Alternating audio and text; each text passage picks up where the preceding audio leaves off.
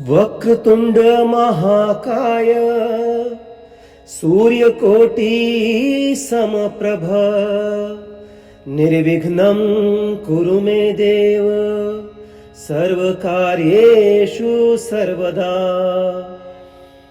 गणपूज्यो वक्रतुंड एकदृष्टि त्र्यंबकं नीलग्रीवो लंबोदरो विकटो विघ्नराजकः धूम्रवर्णो भालचंद्रो दशमस्तु विनायकः गणपति हस्तिर्मुखो द्वादशारे यजेद्गणम् अमेयाय च हेरम्ब परशुधारकायते